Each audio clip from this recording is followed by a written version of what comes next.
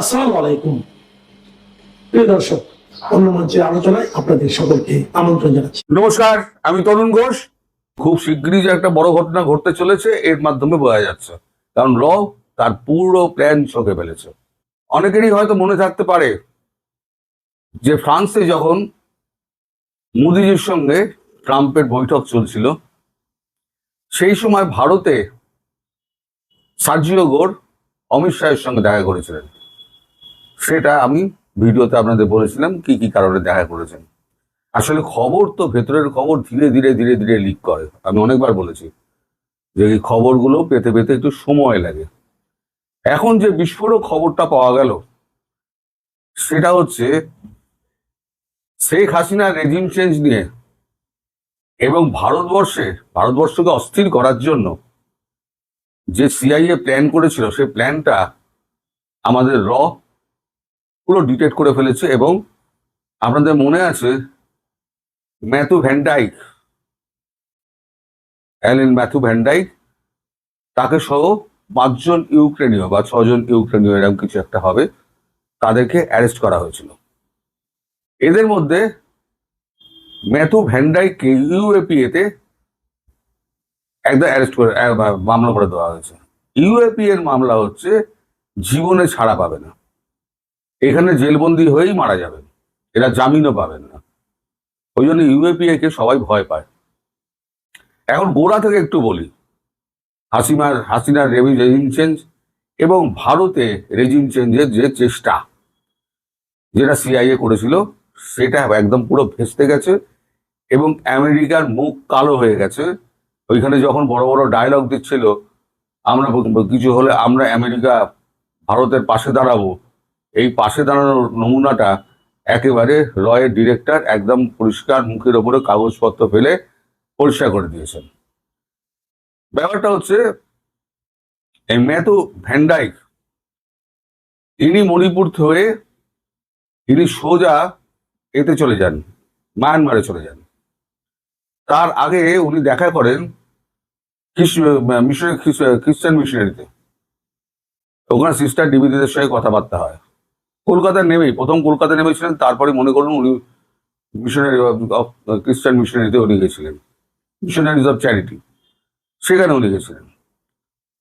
তাদের সঙ্গে কথাবার্তা বলেন এই আপনার ধর্মীয় পরিবর্তন নিয়ে, খ্রিস্টান মানাতে হবে। এছাড়া এমন কিছু জায়গায় এই অর্থ ব্যবহার করতে হবে যে অর্থটা কার্ডের মাধ্যমে আসবে। এখন কার্ডের মাধ্যমে কি করে আসবে? 1000 কার্ড একটাই নামে, সুবোধ কুমার এরকম নামে 1000 ডেবিট কার্ড ইস্যু করা হয়েছিল। এই মিশনারিজ অফ চ্যারিটি এবং ম্যাথু ভ্যান ডাইক, বিশেষ করে ম্যাথু ভ্যান ডাইক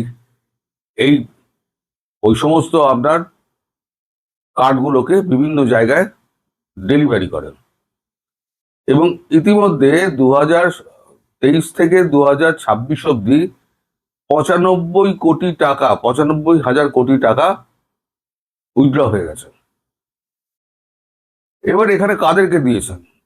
ভারতবর্ষ আজকে 30-40 বছর ধরে যে মাওবাদীদের সঙ্গে লড়ছে, যারা ভেতরে ভারতকে একবার অস্থির করে তুলেছিল, অনেক প্রাণ গিয়েছে আমাদের যারা সৈনিক আছে তাদের, পুলিশ, এসএসবি, সিআরপিএফ সবাই মিলে, তারপরে আমরা আইটিবিপি ফোর্স, সবার প্রচুর প্রাণ গিয়েছে।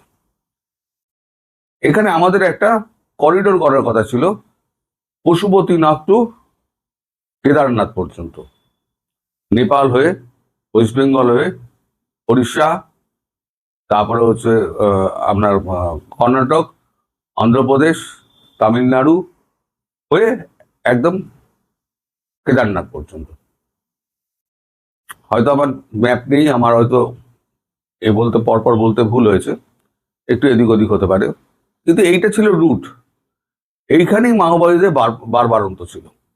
এই সমস্ত জায়গায় 1000টা কার্ড বিলি করা হয়েছে। এবার যখনই এফসিআরএ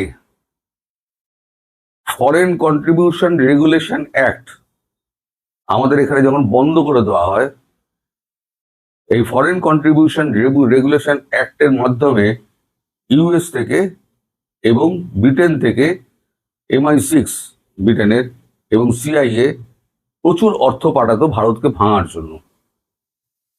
তখন FCRA কে ব্যান করে দেওয়া হয়। FCRA কে যখন ব্যান করে দেওয়া হয়, সেই সময়তে যেগুলো টাকা পাচারের তো আর কোনো রাস্তা নেই, তাহলে করো কি, একটা ব্যাংক অ্যাকাউন্ট করো, সেখানে কয়েক হাজার কোটি টাকা ঢালো, এইবারেতে একটা নামে ডেবিট কার্ড তৈরি করো। ওই সুবোধ কুমার নাকি নাম, একটাই নাম, তার নামে 1000টা ডেবিট কার্ড করা হয়েছে। করে এই কার্ডটা ম্যাথু ভ্যান্ডাইক সমস্ত বিলি করেছেন। তিনি কর্ণাটকে বিলি করেছেন, তেলেঙ্গানায় বিলি করেছেন, অন্ধ্রপ্রদেশে বিলি করেছেন, উড়িষ্যায় বিলি করেছেন, বিহারে বিলি করেছেন, ওয়েস্ট বেঙ্গলে ডিরেক্টলি বিলি করেননি। উনি মণিপুরে গিয়ে, এই মায়ানমারে গিয়ে সেখানে যে মাওবাদী আছে তাদেরকে বিলি করেছেন। তার উদ্দেশ্য ছিল কি, নেপালকে অস্থির করা, সঙ্গে সঙ্গে ভারতবর্ষকে মাওবাদীদের আবার চাগিয়ে তোলা। এইটা যখন ধরতে পারে, তখন এই পুরো ফান্ডিং এর ব্যাপারটাকে পুরোটা মানে একেবারে ওপেন করে দেয়। ওপেন করে তারা ওপেন সোর্স এবং তাদের ভেতরের সোর্স সমস্ত কাজে লাগিয়ে তারা ম্যাথু ভ্যান্ডাইককে তারা তুলে নেয়। এই খবর অনেকদিন আগেই হয়েছে, আপনারা সবাই জানেন। এই ম্যাথু ভ্যান্ডাইক যখন ধরা পড়ে, তার কাছে তখনও কিন্তু 350 বেঁচে যাওয়া কার্ড ছিল, যেগুলো পরে হয়তো বিলি করতেন। 350 বা 250 এরকম একটা কোনো ফিগার হবে, ভুলভাল হতে পারে, আমি সঠিক আপনাকে বলতে পারছি না। ওইটা যখন ধরা পড়ে, যখন উনি মানে ভালো মানুষের মতো এসে যখন আমেরিকার সহযোগিতা করেন, যে আমেরিকা চাইছে ভারতের সঙ্গে সম্পর্ক উন্নয়ন এবং ভারতের পাশে দাঁড়াতে, তখন অজিত দোভাল পাশের ঘরে আমাদের স্বরাষ্ট্রমন্ত্রী অমিত শাহ পাশের ঘরে চলে যান, কোনো চা বসিয়ে চা খেতে। এবার ওখানে গিয়ে পরাগ জৈনকে ডেকে পাঠান। তার পাশাপাশি উনি বাণিজ্য প্রতিনিধিদের সঙ্গে, বিদেশিগণের সঙ্গে কথাবার্তাও বলেন। তারপরে রয়ের ডিরেক্টর যখন আসে সমস্ত কাগজপত্র নিয়ে, তাকে নিয়ে আবার 15 মিনিট বাদে আবার ঢুকে তিনি বলেন, এই হচ্ছে প্রমাণ। আপনারা একদিকে শান্তির বাণী বলবেন, আমাদের পাশে দাঁড়ানোর কথা বলবেন, আপনারা বাংলাদেশের রেজিম চেঞ্জ করে শেখ হাসিনাকে আপনারা উৎখাত করেছেন, তার প্রমাণও আমাদের কাছে আসে বলে একটা একটা করে প্রমাণ দিতে আরম্ভ করেন, একটা একটা করে। কোথায় কত খাতে কত টাকা খরচা হয়েছে বলছেন 29 মিলিয়ন টাকা, কিন্তু আসলে সেটা হচ্ছে 1.29 বিলিয়ন, 1.29 বিলিয়ন রুপিস ডলার খরচা করা হয়েছিল, যেটা Donald Trump only 29 million dollar বলেছিলেন। 1 বিলিয়নটা চেপে গেছিলেন। তার ডকুমেন্টও দেওয়া হয়েছে যে আপনারা যে সাধু পুরুষ সাজছেন, তাহলে এখন ভারতবর্ষকে অস্থির করার জন্য পেছনে আপনারা আছেন, তাহলে ওই সাহায্যের কথা আর বলতে আসবেন না। আর দ্বিতীয় হচ্ছে, শেখ হাসিনাকে যেভাবে আপনারা উৎখাত করেছেন, আমরা ঠিক সেইভাবেই ওনাকে আমরা বসিয়ে দিয়ে আসবো, পারলে আপনারা আটকান, আপনাদের সাহায্যের দরকার নেই। যার জন্যই ভারতবর্ষ প্রথমেই বলে দিয়েছিল, এই বাংলাদেশ আর ইরান নিয়ে আমরা কথা বলবো না।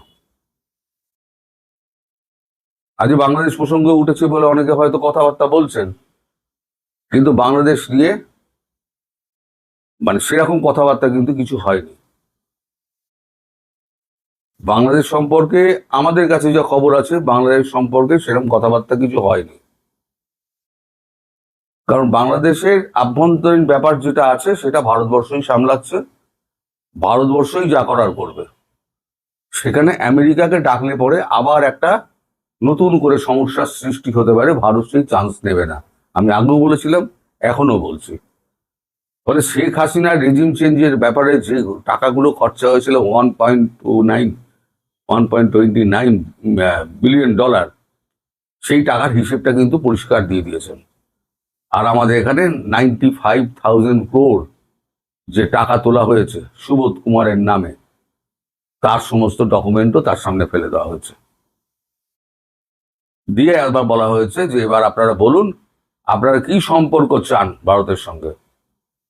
বাণিজ্য চুক্তিভুক্তি ঠিক আছে, সে তো আলাদা কথা, কিন্তু আপনারা যে বলছেন না সহযোগিতার কথা, আমেরিকাকে ভারত বিশ্বাস করে না। এবং বিশ্বাস কেন করে না, তার সমস্ত ডকুমেন্ট আপনার সামনে দিয়ে দিলাম। যে আপনি ভেরিফাই করতে চান আপনি ভেরিফাই করতে পারেন, আমরা আপনাকে ডকুমেন্টের সমস্ত কপি আপনাকে দিয়ে দিচ্ছি বলে ফাইল বন্দি করে একটি ফাইল পরাগ জৈন তার দিকে এগিয়ে দেন। আগা গোড়া সার্জিও গোর চুপ করে বসছিলেন, একটা কথা বলতে পারেননি। ওই চিঠিটুকুগুলো দেওয়া ছাড়া এই প্রসঙ্গে উনি একটা কথাও বলতে পারেননি। এবং শেষ পর্যন্ত ওনাকে স্বীকার করতে হয়েছে শেখ হাসিনার রেজিম চেঞ্জটা আমাদের কাছে করাটা ঠিক হয়নি, আমরা তার জন্য দুঃখিত। তাকে আবার পুনর্বাসনের জন্য যদি কোনো দরকার হয় তাহলে পরে আমরা করতে রাজি আছি, সেটা তো আমরা তো আগেই বলেছি। তখন অমিত শাহ বলেছে আপনার দরকার নেই, যা করার আমরা করব। সুতরাং একেবারে আমেরিকার মুখোশ পুরো খুলে দিয়েছে অমিত শাহ। ভালো মানুষের মুখোশ না, ট্রাম্পের ওই বন্ধুত্বের হাত, বলেছে না বিষ নিঃশ্বাস। এবারে আমেরিকা কি করবে সেটা আলাদা কথা, নিজের কাদা নিজে চাটবে কি না সেটা আমেরিকার ব্যাপার, ভারতবর্ষ সেখানে নাক গলাবে না।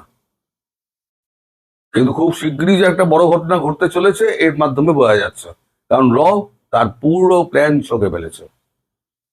আমি বলেছিলাম না 2 মাস দেখবেন আগস্টের মধ্যে বড় একটা ঘটনা ঘটছে। বড় মানে কি, বড় মানে অনেক বড় ঘটনা ঘটছে, সেটা মাথায় রাখুন।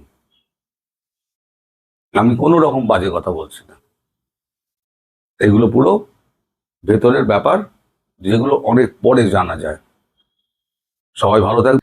ভারত হয়তো পরীক্ষা করতে দেখেছিল যে আওয়ামী লীগের সাথে তো মানে আওয়ামী লীগের সরকার 15-16 বছর এক নাগারে ক্ষমতায় ছিল, এক ধরনের একটা আর সবচেয়ে বড় কথা হলো প্রধানমন্ত্রী শেখ হাসিনা ভারত থেকে সবকিছু আদায় করতেন, যেটা ভারত যে দেখুন যে ওই অভ্যন্তরীণ যে ট্রান্সশিপমেন্ট ভারত থেকে শেখ হাসিনা আদায় করে নিয়েছিলেন, এটা তো পুরোপুরি ভারতকে কিনে ফেলেছিলেন। অর্থাৎ জঙ্গিবাদের ভাষায়, বাংলাদেশের স্বাধীনতা বিরোধীদের ভাষায়, তারা যেটাকে দেশ বিক্রি বলে, এই দেশ বিক্রির ভাষায়, আমি আমার ভাষায় বলছি না, আমি সহযোগিতায় বিশ্বাসী, কিন্তু জঙ্গিদের ভাষায় উনি ভারতকে কিনে ফেলেছিলেন। পরিবর্তে উনি ভারতকে আসলে তো তেমন কিছু দেন নাই, উনি ভারতকে যেটা দিয়েছেন মিনিমাম একটা জিনিস, যেটা ভারত চায় যে বাংলাদেশের ভূমি ব্যবহার করে ভারতের উত্তর পূর্বাঞ্চলীয় রাজ্যগুলোতে কিছু লো লেভেলের, যেগুলো এখন অত্যন্ত নিয়ন্ত্রিত, সেই সব আপনার বিচ্ছিন্নতাবাদী গোষ্ঠী যেন বাংলাদেশের কোনো সহযোগিতা না পায়, মাটি ব্যবহার করতে না পারে, সেই সহযোগিতা প্রধানমন্ত্রী করেছিলেন।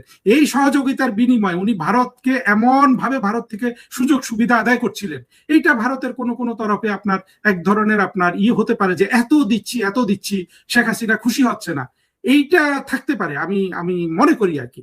তাহলে দেখি তারেক রহমান, তাকে তো কিছুই দিতে হবে না, এইরকম কোন আতিশয্যা এখন তারেক রহমানকে যাচাই করতে দেখেছে। কিন্তু যাচাই করার পরে যেটা দেখা যাচ্ছে যে তারেক রহমান এখন পর্যন্ত এমন কিছু দেখার নেই যেটাতে আমার কাছে অন্তত মনে হচ্ছে যে এই তারেক রহমান 2001 থেকে 6 পর্যন্ত যে নবীন তারেক রহমান ছিলেন, হ্যাঁ উনার অনেক কিছু আমরা দেখি, সেটা হয়তো তিনি 2001 থেকে 6ও করতে পারতেন। উনি শার্ট ইন না করে হাঁটেন, হ্যাঁ আপনার গাড়ি চালান, কিছু কিছু ছেলে মানুষই জিনিস ওনার যেগুলো আমাদের ভালো লাগে, আমরা পছন্দ করি। কিন্তু আপনার ম্যাচিওরিটির জায়গায় পররাষ্ট্রনীতিতে, সেখানে তো আমি ওই আপনার 2-3টা অ্যাকশন আপনি দেখেন। প্রথম কথা হলো যে এরা যে সারিবদ্ধভাবে মার্কিন যুক্তরাষ্ট্রের কাছে আবদ্ধ, সেটা কিন্তু খলিল বলে দিয়েছে আমাদেরকে, যে যেই চুক্তি করা হয়েছে এটা ইউনুস সই করলেও চুক্তিটা কিন্তু এই এনসিপি জামাত, এনসিপির নাম খলিল সাহেব বলেননি, যে জামাত বিএনপি কে জানিয়ে করা হয়েছে। অর্থাৎ আপনি যদি পরিষ্কার ভাবে বোঝেন, এটা হলো যে বিএনপি বলে গেছে জিনিসটা আসলে এইরকমই হওয়ার সম্ভাবনা বেশি। ইউনুসকে বলা হয়েছে তুমি তাড়াতাড়ি করো, আমি এটা করলে আমি যেহেতু ইলেকশন করব ইত্যাদি, মানুষের সামনে আমি খারাপ হয়ে যাব, তোমার যেহেতু ইলেকশনের কোনো বিষয় নাই, তুমি যেহেতু রাজনৈতিক দল না, তুমি যত খারাপই হও তোমার এখানে ক্ষতি কম। এইরকম একটা আপনার বন্দোবস্তের মাধ্যমে এই চুক্তি হয়েছে বলেই এখন কিন্তু মনে হয়। আর খলিল থেকে শুরু করে এরা সবাই মার্কিন যুক্তরাষ্ট্রের কাছে আপনার এবং এরা এদের নিরাপত্তা চাচ্ছে, সবকিছু চাচ্ছে। আপনি দেখেন তারেক রহমান সবচেয়ে দ্রুত কোন কাজটা করেছে ক্ষমতায় এসে, ওই যে 14টা না কয়টা যেন বোয়িং বিমান কেনা, খুব দ্রুত, এক সপ্তাহ লাগায়নি কিন্তু।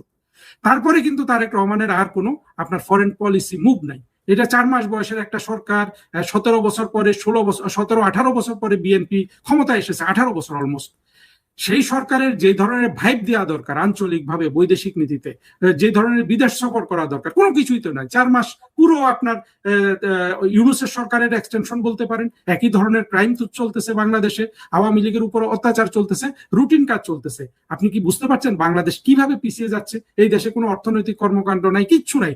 আপনার সেই বাটপার তার ইউনূস চলে গেছে, কিন্তু ওই যে বাটপার আশিক কিন্তু রয়ে গেছে। আশিকের সর্বশেষ একটা কাহিনী দেখেছেন, সে বলছে যে বিদেশিরা তো বিনিয়োগ করবে না যুদ্ধ বিগ্রহে, আমরা এখন বিনিয়োগে যোগ দেই। আরো কি দেখেন এরা কত ভাবে বাংলাদেশটাকে শোষণ করছে। জাহেদ বলতেছে আমরা এখন বিদেশে অফিস করব, কোথায়? চীনে। 1 টাকা বিনিয়োগ আসে নাই এই বাটপারের আমলে। একটা ছোট বাচ্চা ছেলেকে দিয়ে দেশকে তছনছ করা হচ্ছে সব জায়গায়। যেমন আমরা দেখেছি জঙ্গি সন্ত্রাসী হাসনাত সার্জিস এদেরকে দিয়ে করা হয়েছে। আপনি কোথায় বলেন, কোন জায়গায় আপনি আমাকে বলেন, একটা জায়গা দেখিয়ে দেন যে এই জায়গায় তো একটা ম্যাচুরিটি আছে, এই জায়গায় একটা ভালো সিদ্ধান্ত হচ্ছে, বলুন তো আমাকে। আমরা যেটা পাবলিকলি দেখেছি, ভারত সবার আগে তারেক রহমানকে আমন্ত্রণ জানিয়েছে, সপরিবারে ভারত সফর কথা বলেছে। দেখুন এইটা আসলে বিষয়টা, তারেক রহমানের সরকারের যদি ন্যূনতম ম্যাচুরিটি থাকতো, ভারতের সাথে সম্পর্ক উন্নয়নের কোনো বিষয়ই নেই এটাতে।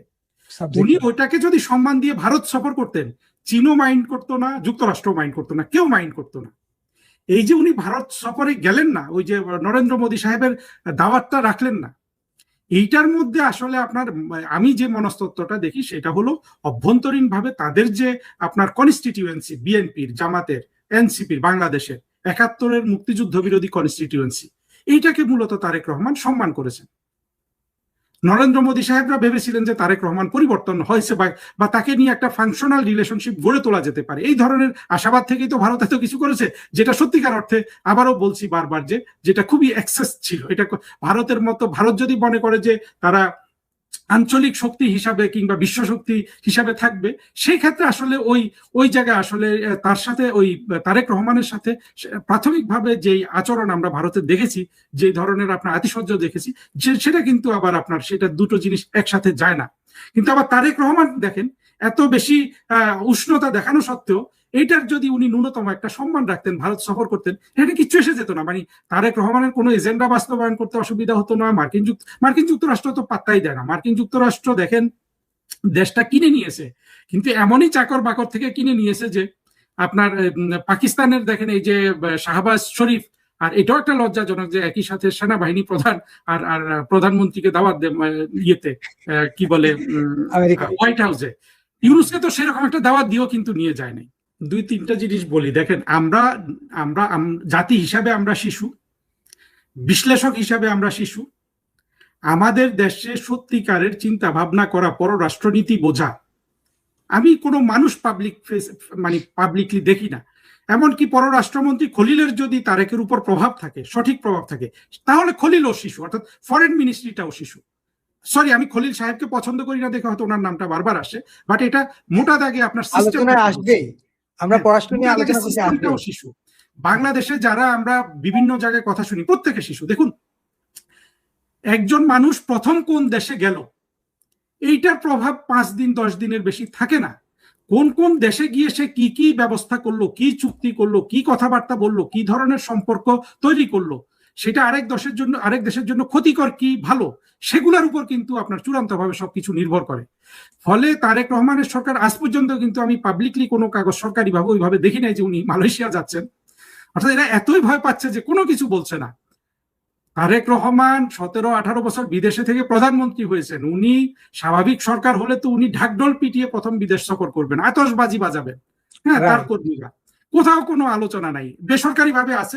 আমরা ইউটিউবে আলোচনা করি, পত্র পত্রিকায় খবর বের হয়, আপনি ফরেন মিনিস্ট্রির ওয়েবসাইটে যান, ফেসবুকে যান, আপনি পিএমওতে যান, কোথাও আপনি কিছু পাবেন না। গতদিন তারেক রহমান 18 তারিখ চীনের রাষ্ট্রদূতের সাথে আলাপ করেছে, সেখানে কিন্তু বলেছে যে দুই দেশের স্বার্থ সংশ্লিষ্ট বিষয় নিয়ে আলাপ করেছি, কিন্তু উনি যে চীন যাচ্ছেন এই বিষয়ে একটা খবরও নাই। তার মানে হলো যে প্রতিটাতে অস্বাভাবিকতা আছে, অর্থাৎ চীন গেলেও এখানে স্বাভাবিকভাবে যাচ্ছে না, একটা স্ট্রেইন, মানে একটা একটা একটা এক ধরনের আপনার ভেতরে ভেতরে কোনো এক ধরনের সমস্যা চলছে। ফলে এমন অবস্থা তারেক রহমানের সরকার করেছে, উনি মালয়েশিয়া গিয়ে কি করলেন, উনি চীন গিয়ে কি করলেন, পরবর্তীতে উনি ভারত গিয়ে কি করবেন, ওগুলা দেখার আগে আসলে কোনো ভবিষ্যৎবাণী করা যাবে না। তবে আমরা যেটা বলি যে মালয়েশিয়া উনি সৌদি আরব চলে গেলে, প্রথমবার ওখানে গেলে বড় কিছু হয়ে যাবে, এগুলো আসলে ছেলে মানুষদের চিন্তা ভাবনা। কখনো কোনো রাষ্ট্রপ্রধান প্রথম কোনো দেশে যাওয়া তার এক ধরনের আপনার, আমি মনে করি আমি যদি বিএনপির পররাষ্ট্রমন্ত্রী হতাম এবং আমার প্রধানমন্ত্রী, আমি পররাষ্ট্রমন্ত্রী হলে আমার কথা না শুনলে তো অবশ্যই আমি পররাষ্ট্রমন্ত্রী থাকবো না, আপনি বুঝতে পারছেন।